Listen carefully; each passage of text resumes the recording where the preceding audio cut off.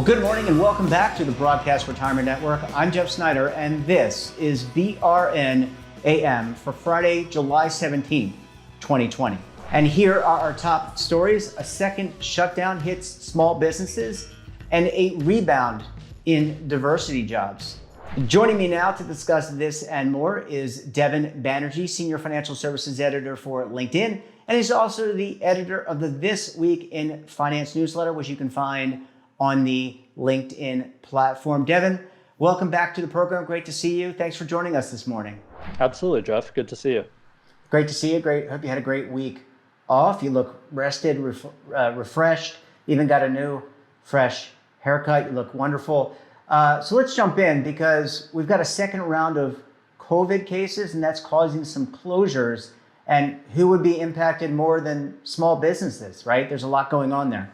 Absolutely. You know, the lifeblood of the U.S. economy. And really the story here is that, as you said, as these COVID cases resurge, especially in states that had begun to reopen, Texas, Florida, California, you know, small businesses' temporary closures are increasingly becoming permanent closures. So we're getting some more data on this, including from Yelp. Yelp is tracking businesses closing announcements. It's finding that about 66,000 businesses have folded since March, and of those, 14% now can be considered permanent. So that rate at which businesses are announcing permanent closures, permanently closing their doors, is only increasing. In fact, researchers at Harvard estimate that number, 66,000, is probably much higher, probably closer to about 110,000 because of, you know, how many really micro small businesses there are out there, how difficult it is to track, how difficult it is to confirm with owners and operators of businesses that they've permanently closed. So they're estimating about 110,000. You know, that research is finding that among those closing at the highest rate, you've got at the top retail businesses, depending on foot traffic, you know, led by beauty supply stores there. And number two are restaurants, you know, small restaurants, family-owned restaurants. Those are increasingly deciding to just shut their doors permanently. And look, as I said, the lifeblood of the U.S. economy here, the Small Business Administration finds about 44%, almost half of all U.S. economic activity occurs with a small business. So, you know, closures on this scale just mean an extra powerful drag on this economic recovery whenever it does begin to occur. Yeah, and I'm wondering the Paycheck Protection Program as an example, and I'm wondering, one, what would these numbers look like if that was not available? Okay, so the SBA and the federal government stepping in and offering that. And then the second question, I guess, is in looking at some of the lists of companies that got these loans, and I'm not going to name names because I think you can check that online in your own area, depending on where you live. I mean, a lot of these companies seem to be well-capitalized companies, and I wonder if those smaller or smaller companies kind of got in the way of some of these smaller, you know, 1-person, 2-person, 5-person, 10-person companies getting access to capital that was really needed. Yeah, certainly a good question. And there are a couple of nuances there. I mean, one, I would say, yes, certainly there were quite large businesses that have ready access to capital markets and other sources of capital that did tap the PPP program. I would also say, you know, the PPP program, which wrapped up in June, did end with quite a lot left in the bucket, about $130 billion left. And there were really, you know, some policy decisions that, you know, around the construction of that program that actually prevented or disincentivized some small businesses from even applying or taking that money. So if you remember, you know, the policy around those loans becoming forgiven was spending a majority of the loan to on employee wages for 8 weeks, right? Now that guideline was a bit unclear, and that's the top line guideline. There were a lot of nuances about what else businesses needed to do. and how they spent that money in order for the loan to be forgiven. So a combination of I would say unclear guidelines, even an unclear application process when that kicked off for some businesses that don't have help with that process or didn't have a good relationship banker or others to help. That application process was quite unclear. And then also unclear if they would, if their loan was not going to be forgiven. It was unclear to many of them if they would even be on steady enough ground when the repayments would need to occur for it to be wise for them to take that loan. So yes, a combination of some businesses that many would argue, did not deserve to tap that program, and that list has come out, although it has been found to be kind of riddled with inconsistencies and errors, and many businesses are coming out and saying the data is wrong around their inclusion in that list and the number associated with them. But a combination of that with also the PPP program, I think just how it was constructed disincentivized quite a lot of businesses from considering it, actually. Yeah, it looks like, I would say that the federal government response to this pandemic were some lessons learned from 2008, right? And how you could step in better. And no program is perfect. So, we don't live in a perfect world. This is not utopia. So there's always going to be flaws and faults. Would you expect, in terms of what you're hearing from readers and viewers of LinkedIn, are you hearing that maybe there's some additional government stimulus? Could that government stimulus look a little bit different for some of these small business employers? Just curious to know what readers and viewers are saying. Absolutely, it's a really passionate conversation on the platform on LinkedIn, among small business owners and operators. A lot of them are watching very closely what additional, stimulus measures are provided, and of course what the guidelines are around those. But I would say many are also researching, alternative lenders, fintech companies, even just their existing bank relationships. Although banks have really tightened up on their credit standards, as you and I have discussed, even for business loans. And so I would say there is a lot of just research going on around what options are available. And I think that's a healthy thing. And to your point earlier, yes, the government was, much quicker this time around than the previous downturn. If you think about it this time around, especially for small businesses, it was really it was forced closures of their businesses. It was the health and safety policy of municipalities and other jurisdictions to close these businesses. And so the government, I would argue, and many would, did kind of have a responsibility to be quicker this time around, and it did. But I would say, back to your question, there's just a lot of research and discussion around the options for businesses, which is really nice to see. There's a real element of giving and getting help on many platforms, including LinkedIn right now.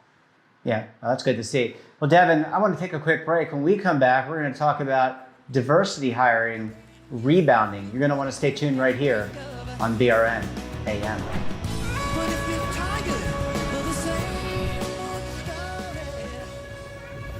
Imagine a new television network that will make you richer, healthier, and in control of your financial future.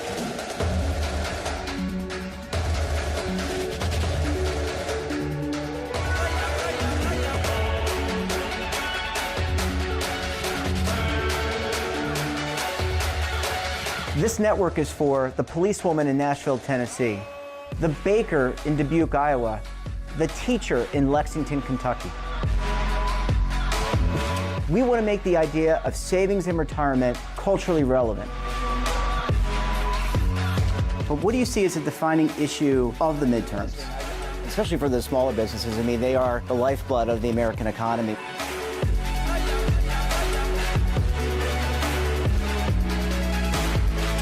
Featuring exclusive interviews, current affairs, and docuseries. 33 years old, you retired early. The philosophy is money only matters if it helps you live a life that you love. But you got to start thinking about retirement as soon as you get in. The Broadcast Retirement Network will drive very high engagement with premium partnerships. So this isn't retirement and savings for your parents or grandparents. This is for all Americans. And we're going to change the way you think about money.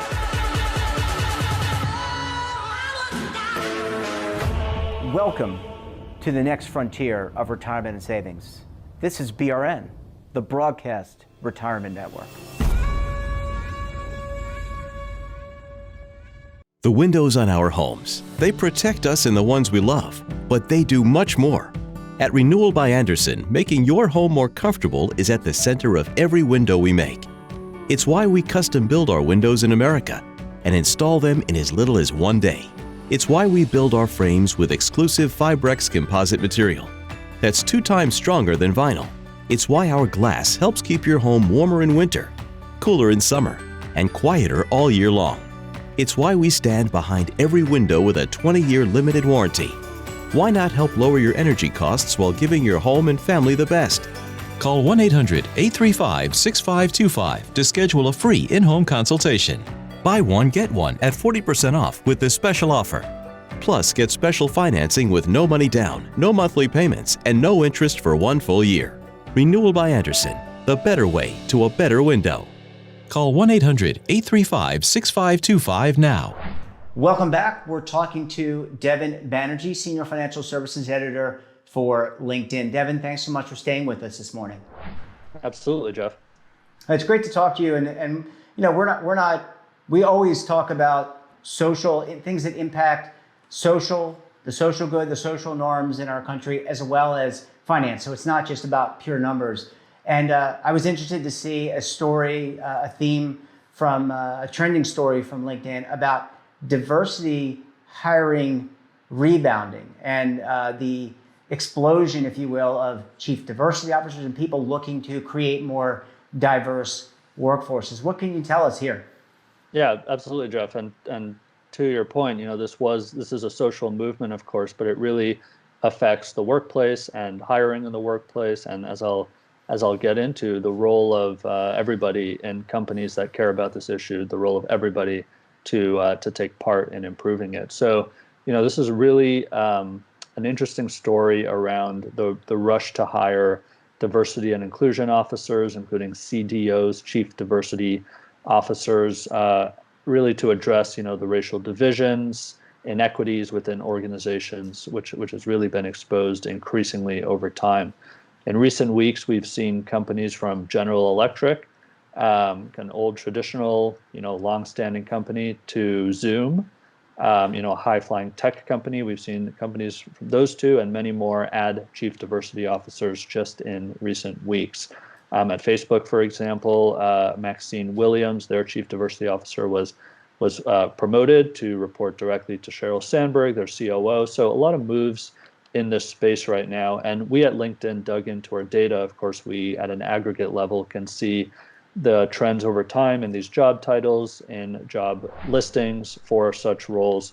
And what we found was since about 2015, over the past 5 years, chief diversity officer roles have increased pretty steadily annually at about 17%, which is quite high. And then in the past 45 days, since those widespread protests began over racial injustice, the listings for diversity and inclusion roles at all levels almost doubled, basically doubled from the 45 days prior to the start of those protests. So this is such a top of mind issue for companies right now.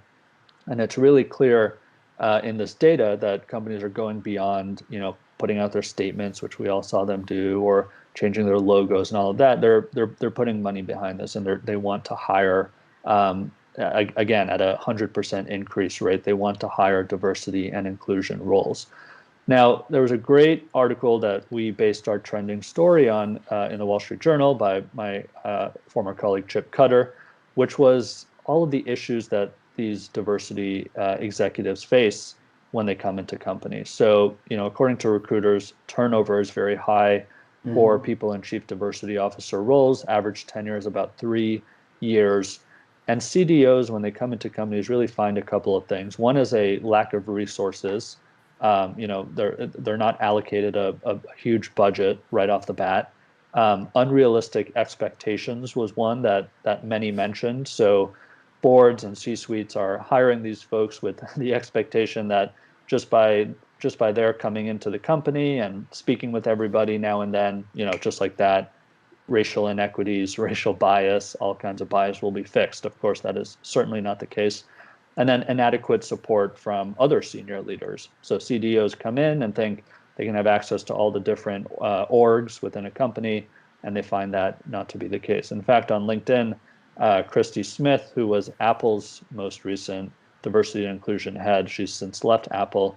She said on LinkedIn that through these roles, which she has had for, I think, several decades now, you witness, quote, firsthand the systemic racism that exists in many organizations. So it's not an easy role. Many of them talked about, the toll, if you will, that it takes or what it requires.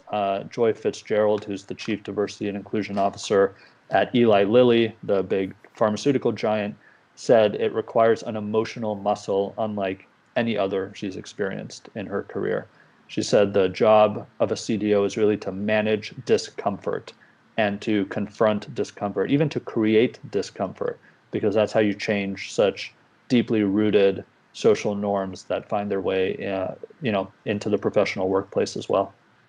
I think what's interesting is you need to, you're driving change. So anytime anybody who drives change, and I've been a driver of change in a lot of organizations, you're always going to get pushback. And it all starts with, you mentioned I forget what the name of the individual, but the diversity officer for Facebook reporting up to Sheryl Sandberg, who's reports to Mark Zuckerberg, right? So there's buy-in. If you're going to do this, you've got to have the right accountability and the right granting of requirements, or not requirements, but you've got to give them the ability to make change. And you're going to ruffle some feathers, and you're going to see people, because people in general don't like change. In every business, they don't like change. So you're having someone come in here and trying to, you don't want to be accusatory.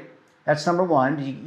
You want to make change. You want to make positive changes. But people, depending on how you do it, can be very resistant to that. So you need the buy-in from the very top level of an organization.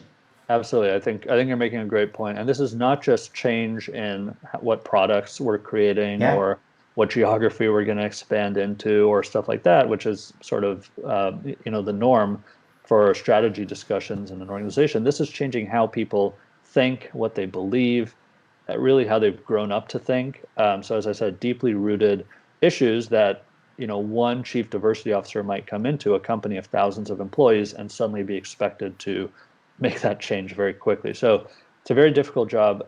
As you said, reporting lines are very important as well. This was an interesting point in the reporting, which is that, we see some CDOs reporting to the general counsel, and then their remit is very much compliance issues and disclosures and stuff like that. We see some reporting to the head of HR, and then their remit is mostly around recruiting, some to a head of marketing, and then it's really around the company's brand and its image and how it communicates. And all of the CDOs said the greatest opportunity for influence in their role, and they were kind of putting this forward to companies that have yet to hire and are thinking about it, the greatest opportunity for influence in that role is to report directly to the CEO. That's where you have, as you said, Jeff, the buy-in, the influence, the access, the weekly check-in with the CEO or whatever. But that's really the greatest opportunity for companies. Yeah, I wonder, and I'm not being a cynic here, I guess maybe a little bit of I am, but we've talked about ESG, and there's a term in ESG called greenwashing, right? Where people kind of just say it and have a hard time doing. And it's not because they have any mal desire to do it. It's just that there's intestinal fortitude, to quote WWE Hall of Famer Gorilla Monsoon. You had to have intestinal fortitude to push these things. And I wonder if some of these hirings were just a reaction, and they said, we got to do this, but they didn't really think it through. And again, I'm not saying anyone has any malintent here. What I'm saying is that it's a reaction, and you really, to do this, you've got to, you want to drive change, you've got to give someone the autonomy, the ability to make those decisions. If not, you're kind of flapping in the wind. And I would say, ask the question, do you really mean it? I totally agree. And you're right, I don't think it's malintent. It's just a lack of thinking through what it takes, and realizing that you need to, as you're saying, Jeff, empower these people to be able to make the change that you expect from them.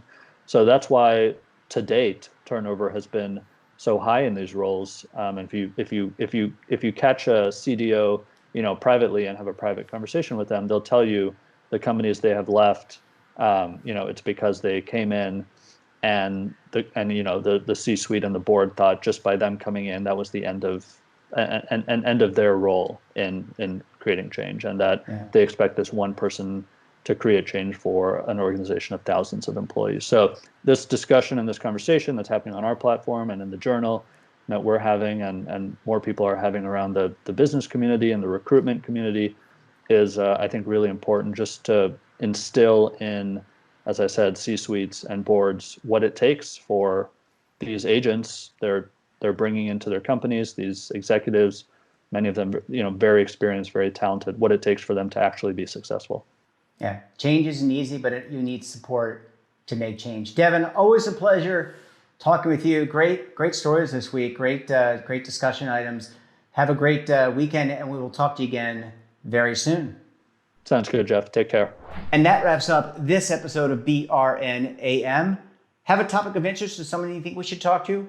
Drop us a line. And don't forget, for all the news in retirement markets, technology, personal finance, and more, check out today's edition of The Morning Pulse. Don't forget, we're back tomorrow for our look back retrospective show, BRN Weekly. We've got a very special guest, Julie Hall, the estate lady, is going to be with us. So until then, I'm Jeff Snyder. Stay safe, keep on saving, and don't forget, roll with the changes.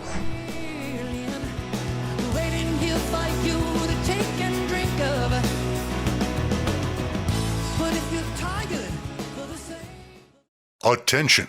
The Centers for Medicare and Medicaid Services has officially authorized new benefits that Medicare Advantage plans may include. To get the benefits you deserve, you can call the Medicare Coverage Helpline. Hi, I'm Joe Namath. If you're on Medicare, this is important information.